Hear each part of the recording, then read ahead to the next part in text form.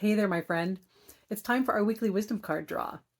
This is your time to pause, to ground yourself in the moment, to connect with your body and soul, to reclaim the power you have to create your life in each moment, and to commit or recommit to shining your light in the world. I'm going to draw a card from our deck, but before I do, as I always like to do, I want to invite you to arrive in this moment. Just let yourself be right here, right now. It's so easy to get, to run around like crazy all day long, like a chicken with your head cut off, going from thing to thing to thing to thing to thing, and never just pausing to take a breath and savor where you are in the moment. So you can do that by whether you want to keep your eyes closed or open. If you're walking or driving, please keep them open. But if you are in a place where you feel safe and you want to close your eyes, go ahead and close your eyes. You can place a hand on your heart if that feels good. Maybe you notice the beating of your heart. And one of the simplest ways to connect with the moment is actually to connect with the breath. So just noticing the breath as it comes in, noticing it as it goes out.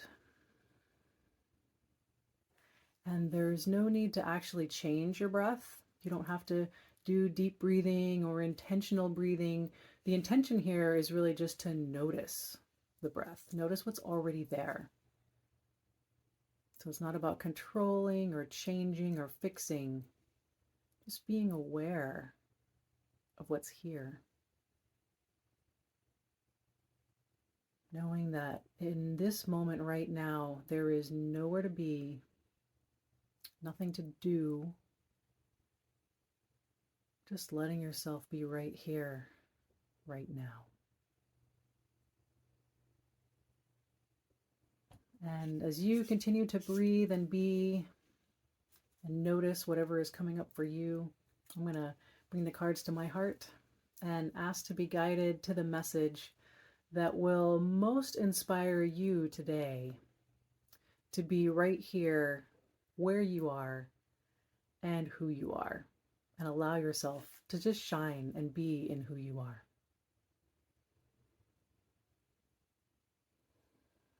And putting that intention out there, I'm going to shuffle the cards.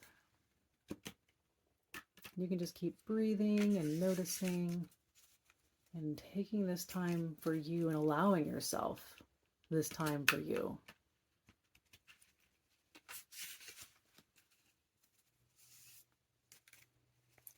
And our message today is, grounded. I always love when we get a card that's basically what we've been talking about. All right, so this is grounded. This is the Lone Cypress in Big Sur, California. Pebble Beach, California, near Big Sur. All right, so our message of grounded, a little message on the back, is this silhouetted cypress tree is famous for being alone, but it's not truly alone.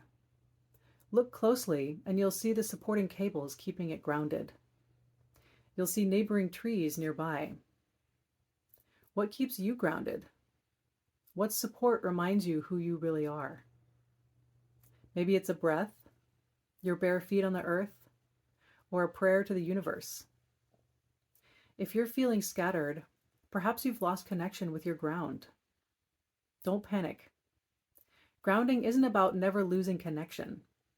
It's about intentionally reconnecting each time you notice connection is lost. It's about knowing you can return to your center at any time. Grounding is a choice and a lifelong practice. And when it's time to reconnect, you don't have to go it alone. Ask for the support you need.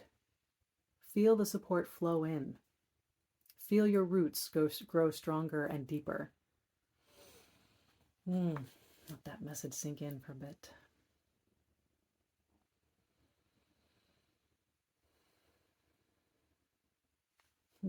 So many beautiful little nuggets here. So grounding is really that how you can stay connected to who you are. Remember, the question I asked was, what message will help you be in this moment and who you really are and shine in who you really are. So that grounding, if you maybe don't give yourself the opportunity to either discover what grounds you, or connect with, or allow yourself some time to whether it's a practice or whatever it is that helps you stay grounded. It's, if you're not letting yourself do that, maybe this is your time to pause and notice, oh wait, that is why I'm feeling scattered, because I haven't been doing the things that keep me grounded, that keep me centered, or I don't have any idea what keeps me grounded and centered. That's totally normal and okay. You are not alone if you have no idea what it is. So in that case, I would encourage you to just start with that breath. Even taking one conscious breath a day, just noticing the breath. We breathe all the time and we can do it without noticing it. But it's one of those beautiful things that you actually can notice and can influence. So it's always something, the breath is always something that can ground you in the moment. And obviously there are lots of other things that can do that as well. But some other ideas here are that idea that being grounded isn't about never losing connection. So we kind of get this idea like, oh, well, I tried to meditate one time and I had all these thoughts, and so I must be a bad meditator. Totally been there. But it's not about either trying something once and deciding you're bad at it or whatever it is. It's the practice isn't never having a thought in the first place or never losing connection. Like this message said, it's about reconnecting and retrying and restarting again over and over and over and over again. One of my favorite little anecdotes, or whatever those things are called, analogy, something, parable, fable, whatever, is about a martial arts instructor, a martial arts master who, his student came to him and said, master, you are just never off balance. How do you do that? And the martial arts master says, oh, I get off balance all the time. I just recover so quickly that you don't notice. So just pause and think about that. It's not that people who excel at something never mess up, right? It's that they have learned how to recover and how to recenter and reconnect and reground. So it is never ever about not messing up in the first place, messing up being a judgmental phrase in the first place. There's really no such thing as a mistake or messing up. It's all just a learning process. So we are all here in this big experiment called life to learn stuff. There is no such thing as failure. There's no such thing as messing up or losing, or there is nothing to lose. We are just here to learn.